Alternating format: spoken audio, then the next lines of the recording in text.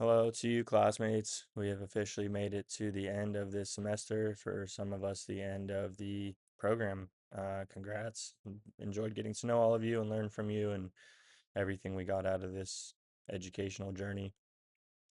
My name is Tyler, and looking back on the initial video, first things first, my hair is significantly shorter. Um, I have also been able to apply my early interest in overlooked populations to some of the stuff we talked about in this course as far as cultural barriers. I have noticed that there are different communities who might have lesser opportunity or just less access to medications, and definitely something I hadn't considered yet, other than lower access to mental health care. I guess the medication side is also pretty significant. Another thing is that I talked about how my family culture sort of shoved under the rug medication and psychiatric symptoms, etc. And I've had my eyes more open to how many different cultures view that in many different ways. I One of the things that I thought was helpful from the course was talking about how scope of practice is really a responsible thing that ethically we have to be aware of, and it just gives me more confidence answering the questions that I can answer with clients, and then knowing which ones to say, hey, that will probably be something you want to check with your psychiatrist or your provider about. Part of also where this has helped me at work and in my career is that I work in a mental health setting that uses electronic health records. And I've been familiar with medications in the past, but now I feel like I'm more confident when I look at the charts and when I see different types of meds, especially if they have a comorbid diagnosis, because now I can get a deeper understanding of which symptoms are being targeted at that time. Compared to week one, when I see a med in a chart now, I not only know like that's an SSRI or that's a mood stabilizer, that's a benzodiazepine.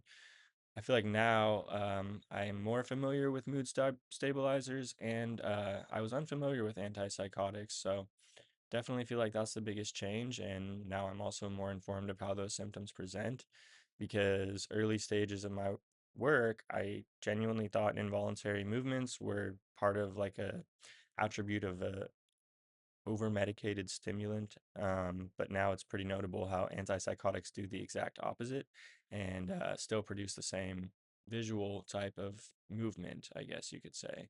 Um, Preston and the colleagues explained how first generation antipsychotics produce the movements through the dopamine blockage in the basal ganglia, and naturally stimulants produce more dopamine. So, very different mechanisms. Um, I think that why this type of course belongs in counselor education is because we're working with a population whose entire way of being is susceptible to alteration from psychiatric medication. I feel like that's different than taking Tylenol for a headache or prescribing pressure medicine with monthly check-ins. I mean, we're interacting with people who have mental health complications, their mood, their behavior can be significantly impaired or even moderately impaired, but changing that brain chemistry is something that can have pretty remarkable outcomes and also some pretty significant adverse effects.